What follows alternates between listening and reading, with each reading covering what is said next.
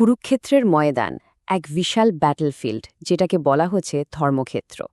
ভাবুন একবার, ইতিহাসের সবথেকে বড় যুদ্ধের জন্য দুইটা বিশাল সেনাবাহিনী মুখোমুখি দাঁড়িয়ে আছে, একদিকে ধর্ম আর অন্যদিকে অধর্ম। তো চলুন এই মহাকাব্যিক মুহূর্তটার একেবারে ভেতরে ঢোকা যাক। আচ্ছা, একবার ভাবুন তো, একটা মহাযুদ্ধ শুরু হবে হবে করছে, আর ঠিক সেই মুহূর্তে যার ওপর সবার ভরসা, সেই সর্বশ্রেষ্ঠ যোদ্ধা যদি বলে বসে, আমি লড়ব না, কি হবে তখন? হ্যাঁ, ঠিক এই প্রশ্নটা নিয়েই আমাদের আজকের এই আলোচনা। তো এই যুদ্ধটা কিন্তু কোনো বাইরের শত্রুর সাথে নয়, এটা হচ্ছে একই পরিবারের দুটো অংশের মধ্যে।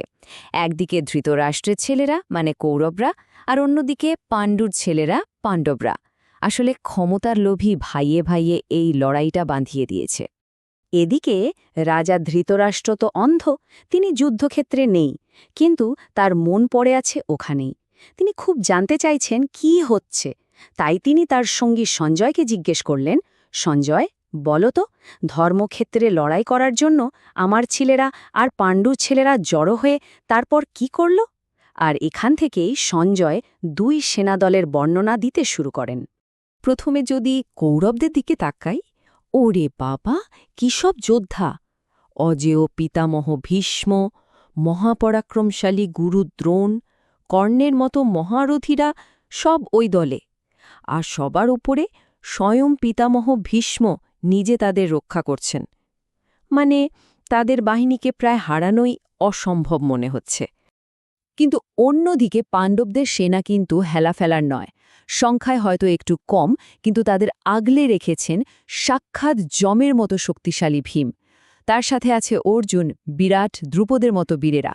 এরা একাই যুদ্ধের মোড় ঘুরিয়ে দেওয়ার ক্ষমতা রাখে।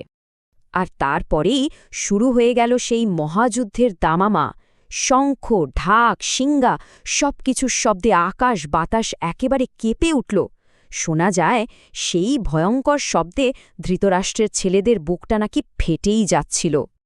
আর ঠিক তখনই এই চরম উত্তেজনার মুহূর্তে পাণ্ডবদের সবচেয়ে বড় বীর অর্জুন তার সারথি শ্রীকৃষ্ণকে এমন একটা অনুরোধ করে বসলেন যা সবকিছু বদলে দেবে। তিনি বললেন, হে অচ্যুত, আমার রথটা দুই সেনার ঠিক মাঝখানে নিয়ে চলো, আমি দেখতে চাই কারা কারা যুদ্ধ করতে এসেছে। মানে অর্জুনের উদ্দেশ্য কিন্তু শুধু শত্রুদের দেখা ছিল না, তিনি আসলে দেখতে চেয়েছিলেন ঠিক কারা কারা ওই দুর্বুদ্ধি দুর্যোধনের মন রাখতে, তাকে খুশি করতে নিজেদের জীবন দিতে এসেছে। তো অর্জুনের কথা শুনে শ্রীকৃষ্ণ কি করলেন? তিনি সেই রথটা চালিয়ে একেবারে দুই সেনার মাঝখানে নিয়ে গিয়ে দাঁড় করালেন। চারদিকে এক ভয়ঙ্কর নিস্তব্ধতা, আর সেখান থেকে অর্জুন তার বিপক্ষ দলের সবাইকে স্পষ্ট দেখতে পাচ্ছেন। তখন কৃষ্ণ একটা গভীর দৃষ্টিতে অর্জুনের দিকে তাকালেন আর বললেন, হে পার্থ, দেখ, এখানে জড়ো হওয়া এই কৌরবদের দেখো। খেয়াল করে দেখুন, কৃষ্ণ কিন্তু শত্রুদের দেখো বলেননি, তিনি বলেছেন কৌরবদের দেখো, মানে অর্জুনের নিজের লোকদের। আর অর্জুন যা দেখলেন সেটা তার মতো একজন বীরের হৃদয়কেও একেবারে ভেঙে গুড়িয়ে দেওয়ার জন্য যথেষ্ট ছিল। তিনি কি দেখলেন? দেখলেন তার নিজের প্রিয় দাদু ভীষ্ম, তার শ্রদ্ধেয় গুরু দ্রোণ, তার নিজের ভাই, বন্ধু, মামা, শ্বশুর, সবাইকে। আর এদের বিরুদ্ধেই তাকে কিনা অস্ত্র ধরতে হবে। এই দৃশ্যটা দেখার পর সেই মহান যোদ্ধা অর্জুনের ভেতরের সবকিছু যেন ওলটপালট হয়ে গেল। তার সব আত্মবিশ্বাস ভেঙে চুরমার, আর তার মনের মধ্যে যে তীব্র যন্ত্রণা আর হতাশা তৈরি হলো, সেটাই তার মুখ দিয়ে কথা হয়ে বেরিয়ে আসতে শুরু করল। তার সংকটের প্রথম লক্ষণটা ছিল শারীরিক। তিনি বলতে শুরু করলেন, আমার হাত পা অবশ হয়ে আসছে, আমার মুখ শুকিয়ে কাঠ হয়ে যাচ্ছে। শুধু তাই নয়, তার মনের কষ্টটা এতটাই তীব্র ছিল যে সেটার প্রভাব শরীরেও পড়তে শুরু করল। তিনি বললেন, আমার সারা শরীর কাঁপছে, গায়ের লোম খাড়া হয়ে যাচ্ছে। আর এরপর যা হলো সেটা অবিশ্বাস্য। তিনি বললেন, আমার হাত থেকে গাণ্ডীব ধনুকটা খসে পড়ে যাচ্ছে, আর আমার চামড়া যেন জ্বলে যাচ্ছে। ভাবুন একবার, যে গাণ্ডীব তার সবচেয়ে প্রিয় অস্ত্র, যা দেবতারা তাকে উপহার দিয়েছিলেন, সেই ধনুকটাই তিনি আর ধরে রাখতে পারছেন না। এর থেকেই বোঝা যায় যে যোদ্ধা হিসেবে তিনি ভেতর থেকে পুরোপুরি ভেঙে পড়েছেন। এরপর অর্জুন যুদ্ধের আসল উদ্দেশ্যটাকে একেবারে বাতিল করে দিলেন। তিনি সরাসরি কৃষ্ণকে বললেন, আমার জয় চাই না কৃষ্ণ, আমার রাজ্য চাই না, কোনো সুখও চাই না। তার কাছে নিজের লোকেদের মেরে যে রাজ্য বা সুখ পাওয়া যাবে তার কোনো দামই নেই।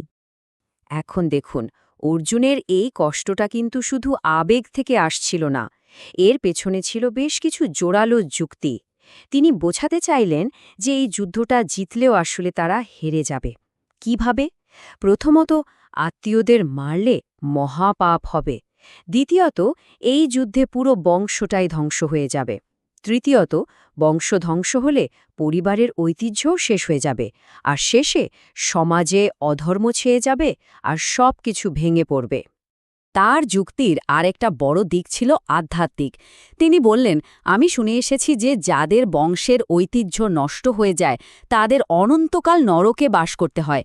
মানে তিনি শুধু নিজেদের কথা ভাবছিলেন না, তিনি ভয় পাচ্ছিলেন যে এই যুদ্ধের ফলে তাদের আগামী প্রজন্মকেও ভয়ঙ্কর পরিণতি ভোগ করতে হবে। আর এই সব কথা বলে অর্জুন কি করলেন? তিনি তার ধনুক আর তীর একপাশে ছুঁড়ে ফেলে দিলেন, আর দুঃখে শোকে একেবারে ভেঙে পড়ে রথের ওপর বসে পড়লেন। ভাবুন একবার, বিশ্বের সর্বশ্রেষ্ঠ যোদ্ধা যুদ্ধ শুরু হওয়ার আগেই যেন হার মেনে নিলেন। তো অর্জুনের এই গভীর হতাশার পর এরপর কি হতে চলেছে? আমাদের আজকের আলোচনাটা এখানেই শেষ হচ্ছে। কিন্তু মজার ব্যাপার হলো, আসল গল্পটা তো এখান থেকেই শুরু। যখন একজন মহান যোদ্ধা এইভাবে ভেঙে পড়েন, ঠিক তখনই জন্ম নেয় জ্ঞান আর দর্শনের এক অসাধারণ কথোপকথন। হ্যাঁ, অর্জুনের এই সংকট থেকে শুরু হতে চলেছে ভগবদ্গীতার সেই অমর বাণী।